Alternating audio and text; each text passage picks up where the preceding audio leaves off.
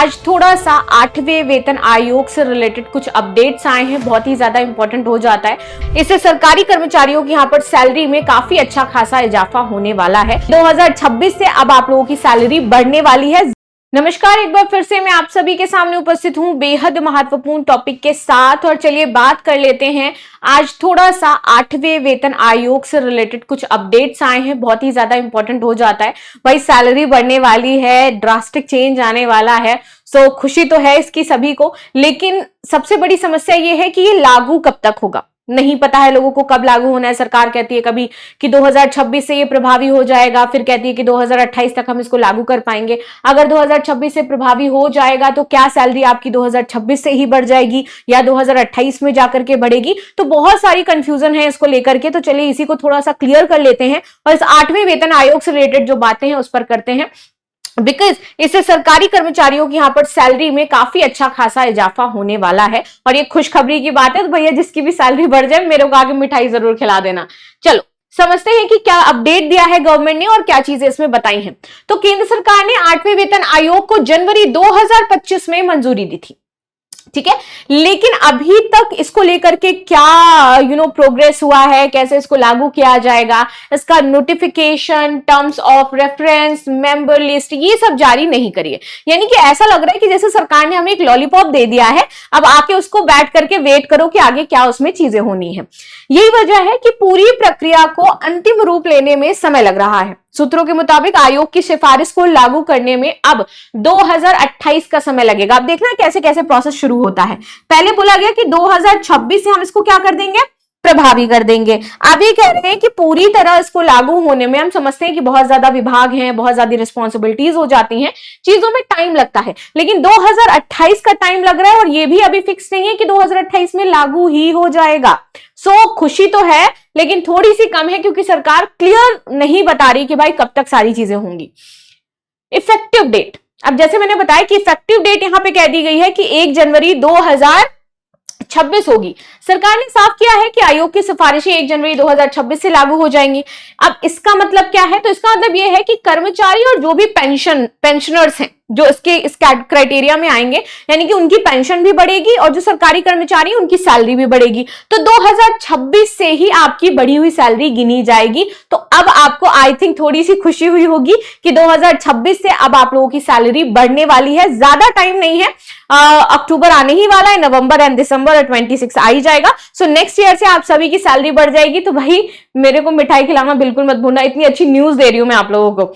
चलिए, भले ही नोटिफिकेशन 2027 या 2028 में आए, कर्मचारियों को 2 साल का जो आपका एरियर है वो मिलेगा, बढ़ा हुआ अच्छा खासा। चलो, कितने लोगों को होगा यहाँ पे फायदा? तो कहा जा रहा है कि केंद्र सरकार के लगभग यहाँ पे 50 लाख से ज्यादा कर्मचारी हैं और अगर राज्य की बात की जाए तो 65 लाख यहां पर आपके कर्मचारी और पेंशन भोगी हो जाते हैं। इन सभी को बेसिक सैलरी और इनका जो पेंशन है उस पर सीधा असर पड़ेगा। बेसिक सैलरी कितनी बढ़ रही है? तो यहां पे बताया गया कि 8वें वेतन आयोग ना, इसमें आपके 44,000 तक बढ़ाने का प्रस्ताव रखा गया है। 44,000 तक सैलरी बढ़ेगी। न्यूनतम बेसिक पे 18,000 थी, तो अब क्या हो जाएगी उनकी?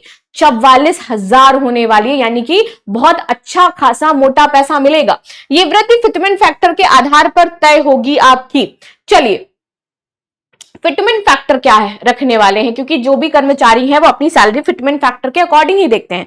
सो अभी जो फिटमेंट फैक्टर गवर्नमेंट ने बताया है वो देखिए यहां पर 2.57 है 7वें वेतन आयोग में जो था, और अभी 8वें वेतन आयोग में प्रस्तावित फिटमेंट फैक्टर आपका 2.46 रखा जा रहा है।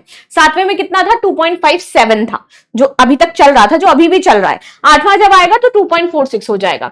फिटमेंट फैक्टर का मतलब है कि आपकी मौजूदा बेसिक सैलरी को इस नंबर से आप गुणा कर दीजिए और गुणा करके जो पैसा आए वो अब आपकी बेसिक सैलरी होगी। नाउ डीए और एचआरए का नया समीकरण कैसे बनेगा ये भी समझना बहुत ज्यादा जरूरी है। सो हर वेतन आयोग लागू होते ही डीए महंगाई भत्ता 0 से रीसेट कर दिया जाता है। ऐसा इसलिए क्योंकि नई बेसिक पहले से महंगाई को ध्यान में रख करके आपकी तैयार होती है। अभी डीए बेसिक पे का 55% है, ठीक है। लेकिन जैसे ही 8वें वेतन आयोग आपका आएगा, बिकॉज 0 से रिसेट किया जाता है, तो क्या हो जाएगा? वो 0 से शुरू होगा और वहीं एचआरए मेट्रो शहरों में 27% है और नई बेसिक पर ये गिना जाएगा, जिससे कि थोड़ा बहुत सैलरी में और भी ज्यादा आपका उछाल देखने को मिलेगा। नाउ लेवल 6 कर्मचारियों की सैलरी के उदाहरण की अगर बात करें तो बेसिक पे 7वें वेतन के अकॉर्डिंग यहाँ पर 35,400 है, डे इनको 19,470 मिलता है, एचआरए इनको 9,558 मिलता है, टोटल सैलरी इनकी बन जाती है 64,428 रुपए। ठीक है, अब ऐसे ही आपकी सैलरी बढ़ेगी जिस भी तरीके से बढ़नी होगी। यहाँ पे लेवल 1, लेवल 2, लेवल 3, 4, 5, 6 तो पूरा डिटेल दे दिया गया है भैया कि 8वें वेतन आयोग में आपका कितना ज्यादा इजाफा हो जाएगा। जो लेवल 1 के कर्मचारी थे जिनको अभी तक 7वें वेतन आयोग में 18,000 मिलते थे, 8वें में आते ही उनकी 44,000 सैलरी हो जाएगी। जिनको 21,000 मिलता था वो 53,000 पाएंगे, जिनको 29 था वो 71 पाएंगे, जिनको 47 था वो 1,17,000 पाएंगे, जिनका 67 था वो 1,66,000 पाएंगे, जिनका 1,23,000 सैलरी था वो 3 लाख पाएंगे सीधे, जिनका 1,42,000 था वो सीधा 4 लाख सैलरी पर मंथ पाएंगे। तो इस तरीके से आपका चेंजमेंट आने वाला है। नया 8वां वेतन आयोग और फिटमेंट फैक्टर 2.46 है जो रखा गया है, तो यानी कि अब बेसिक पे आपका 87,000 के आसपास हो जाएगा। डीए 0% से रिसेट होगा, एचआरए यहां पर आपका हो जाएगा 23,518। तो नॉर्मल जॉब सैलरी आपकी बनेगी बेसिक वो 1,10,597 रुपए बनने वाली है, यानी कि कुल वेतन से आपको 70% ज्यादा पैसा मिल जाएगा। राइट, तो मन में तो लड्डू फूट ही रहे होंगे इस बात पे। चलिए आगे बात करते हैं 2028 तक क्यों लग सकता है वक्त। तो देखो कमीशन गठन में देरी है, यहां पे बोला जा रहा है कि हमें जो 2028 तक टाइम चाहिए वो इसलिए चाहिए क्योंकि अभी तक हमने मेंबर लिस्ट नहीं बनाई है, साथ ही साथ हमें टर्म्स ऑफ रेफरेंस फाइल नहीं हुए हैं, वो सारा कुछ करना होगा। रिपोर्ट बनाने में हमें समय लगता है, तो हर आयोग को औसतन 1.5 से 2 साल रिपोर्ट तैयार करने में लगेगी। सरकारी मंजूरी की प्रक्रिया है, कैबिनेट में संशोधन के लिए भेजा जाएगा।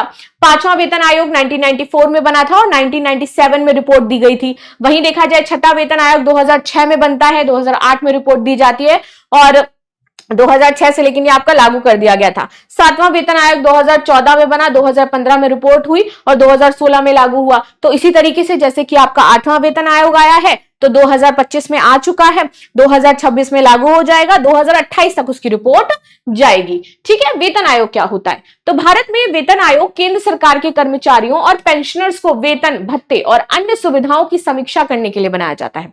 राइट, हर 10 साल में यह आयोग गठित किया जाता है और इसकी सिफारिशें लागू होने पर लाखों कर्मचारी और पेंशन भोगियों की आय पर सीधा असर पड़ेगा।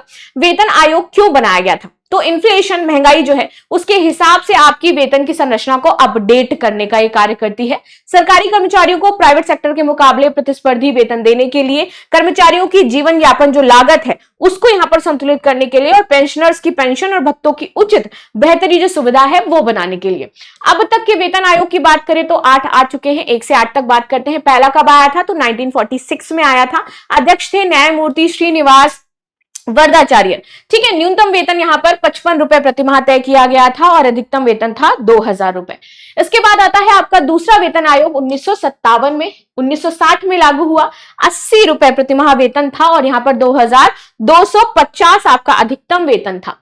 इसके बाद तीसरा वेतन आयोग आता है न्यायमूर्ति रघुवीर दयाल, सिफारिशें लागू होती है 1973 में। यहाँ पर आपका कॉन्सेप्ट आया डीए का, वेतन का हिस्सा नहीं माना जाएगा, ये पहली बार कहा गया। न्यूनतम वेतन यहां पर 185 रुपीस था और अधिकतम वेतन 8,000 आया।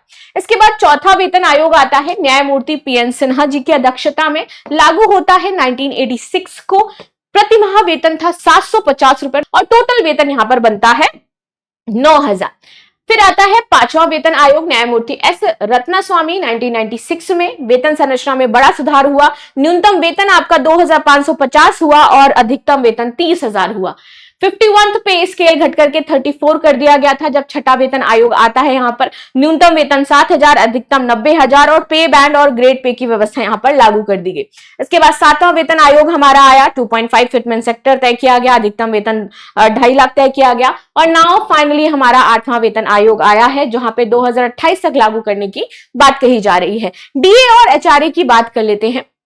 क्या होता है, तो डीए होता है हमारा डियरनेस अलाउंस, यानी कि महंगाई भत्ता, महंगाई से राहत देने वाला भत्ता जो है प्रोवाइड करवाया जाता है। बेसिक पे पर एक निश्चित प्रतिशत का हिस्सा आपको दिया जाएगा, ये आपकी सैलरी में ऐड नहीं होगा, ठीक है, मतलब सैलरी का पार्ट नहीं माना जाएगा, अलग से ही दिया जाएगा। ये केंद्र सरकार इसे हर 6 महीने में जनवरी और जुलाई में घटाती बढ़ाती रहती है महंगाई के अकॉर्डिंग, एक्चुअली बढ़ता ही है, घटता तो उतना नहीं है। मुख्य बिंदु क्या है, तो पेंशनर्स के लिए डियरनेस जो रिलीफ है उसे डीए कहते हैं। इनकम टैक्स में ये टैक्सेबल होता है। हर नया वेतन आयोग लागू होने पर डीए 0% से ही रीसेट होगा। उदाहरण के 2025 के अनुसार डीए आपका 55% था, बेसिक पे आपका 35,400 और डीए इसका 19,470 था। नाउ एचआरए, कर्मचारियों को मकान किराया खर्चा इसके लिए जो पैसा दिया जाता है वो बेसिक पे पर आपका प्रोवाइड करवाया जाता है। X class cities, Y class cities and Z class cities के अकॉर्डिंग यहाँ पर आपका एचआरए डिसाइड होता है। मेट्रो सिटी महंगी होती है तो यहाँ पे 27%, आपकी वाई क्लास सिटी होती है तो वहां पे 18%, और जो आपकी जेड क्लास सिटी है वहां पे 9% सफिशियंट होता है उनके रहने के लिए, तो उस अकॉर्डिंग यहाँ पर प्रोवाइड कराया जाता है। ये प्रतिशत तब लागू होता है जब डीए 50% से कम होगा। जैसे ही डीए 50% से ऊपर जाता है, एचआरए की दरें 30%, 20% और 10% हो जाती हैं। उदाहरण के लिए मेट्रो शहर के लिए बेसिक यहाँ पर 35,400 है, एचआरए 27% यानी कि 9,558 हो जाएगा, ठीक है। डीए और एचआरए का आपस में अगर संबंध की बात किया जाए तो ये ऑटोमेटिकली एक दूसरे को बढ़ाते रहते हैं, जिस अकॉर्डिंग चीजें चलती रहेंगी। संयुक्त उदाहरण केवल 6 जो लेवल 6 के कर्मचारी हैं उनमें बात करें तो बेसिक पे डीए एचआरए इस तरीके से उनका परफॉर्म किया जाता है, और 8वें वेतन आयोग में कुछ इस तरीके से रहने वाला है जो हम डिस्कस कर चुके हैं। लास्ट में क्वेश्चन है 8वां वेतन आयोग किस तारीख से प्रभावी माना जाएगा, तो आप सभी को कमेंट बॉक्स में बताना है। मिलते हैं नेक्स्ट क्लास में, तब तक के लिए धन्यवाद। लाइक शेयर सब्सक्राइब करना बिल्कुल भी ना भूलें and thank you so much.